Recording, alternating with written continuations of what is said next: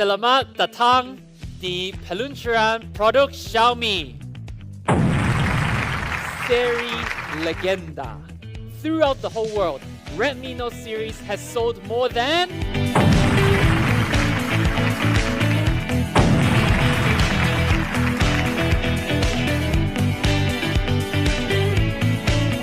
the most anticipated Redmi Note 10 Jawarannya AMOLED.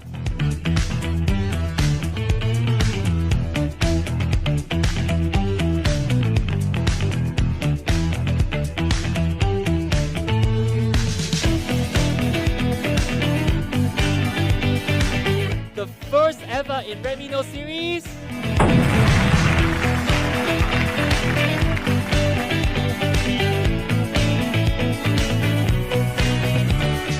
Pertama di Indonesia to offer you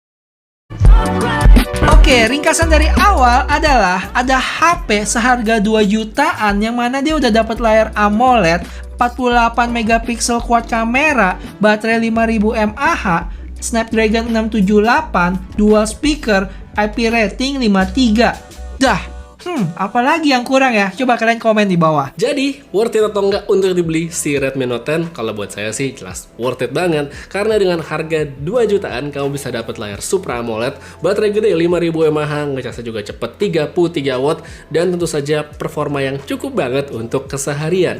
Kecuali kamu seorang power user, mungkin ya RAM 4 GB tadi akan terasa sedikit kecil. Tapi di luar itu semua, handphone ini oke banget, worth it banget. Jadi kalau kamu ada kesempatan untuk beli seperti di flash sale Lazada, jangan kebanyakan mikir, langsung aja dibeli karena nanti yang ada kehabisan ya.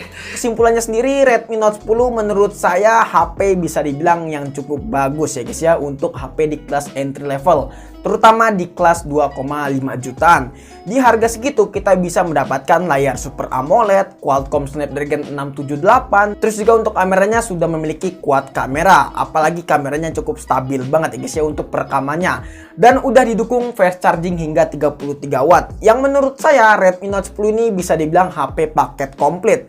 Cuman di sini yang saya sayangi adalah masalah penyimpanannya aja, yang bisa dibilang untuk masalah variannya. Ya variannya ini cuma tersedia 4/4 aja. Semoga Mas Alvin kedepannya bisa nambahin varian storage 6/128 ya guys ya. Yang menurut saya 6/128 itu pastinya bakalan lebih laku daripada varian 4/4. Intinya seminggu ini saya pakai Redmi Note 10, menurut saya udah puas banget untuk masalah fiturnya, terus juga untuk masalah performanya, layarnya, kameranya, dan lain-lain. Oke guys. Kesimpulannya dengan harga 2,5 juta, HP ini kerasa curang sih karena menangnya banyak banget sampai nggak masuk akal gitu. Serasa gampang banget buat keluarin fitur-fitur bagus, kayak nggak pakai mikir. Desainnya cakep, layar AMOLED-nya nggak ada yang bisa lawan. Performanya bisa diandelin, baterai awet, kamera bagus, speaker stereo, IP53, dan yang belum saya sebutin garansinya 15 bulan. Di saat brand lain masih mikir mau milih fitur yang mana buat dijadiin andalan di HP baru mereka, apakah kamera atau desain atau apa, Xiaomi malah nggak mikir dan keluarin semuanya. HP ini recommended, udah jelas, dan semoga Xiaomi tetap bisa ngasih update terus ke HP ini di bagian optimalisasi software, biar RAM 4 GB-nya bisa lebih lega lagi. Kalau sekarang masih sekedar cukup aja. Demikian review gadgetin buat Redmi Note 10. Like kalau anda suka dengan video ini, dislike kalau nggak suka, dan kita ketemu lagi di video selanjutnya. Yo, habis ini Note 10 Pro. Orang lebih seneng yang mana ya? Oke, hal yang perlu diperhatikan.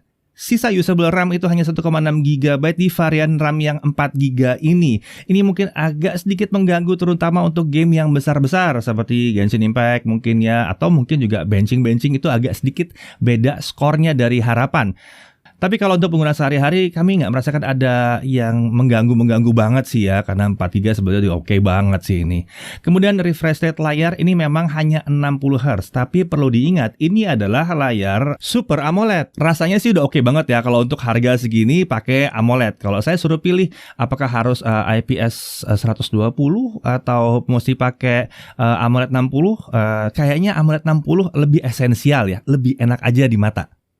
Memang smartphone ini juga punya sertifikasi IP53 ya, tapi ingat ini untuk daya tahan cipratan dan debu, jangan direndam.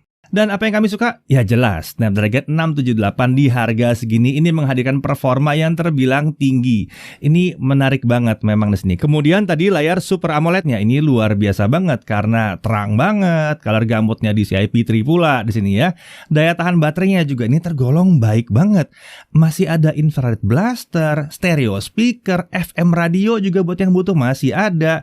Sensornya juga lengkap, konektivitasnya udah modern, Wi-Fi-nya udah Wi-Fi AC, Bluetooth-nya udah Bluetooth 5. Kemudian perekaman video sudah bisa 4K tertib, bahkan ada opsi untuk 1080p 60 fps. Secara keseluruhan saya nggak bisa ngomong banyak lagi soal yang satu ini, kalian tentukan sendirilah ya. Kalian bisa cek tadi hasil videonya, hasil fotonya, hasil benchmarknya. Yang jelas melihat harganya sepertinya kalian harus cepat-cepat mencatat kapan dia mulai dijual. Jangan sampai kehabisan, atau jangan sampai ada yang punya kesempatan untuk menimbun smartphone satu ini. Saya Deddy Irfan, Jaga TV TV.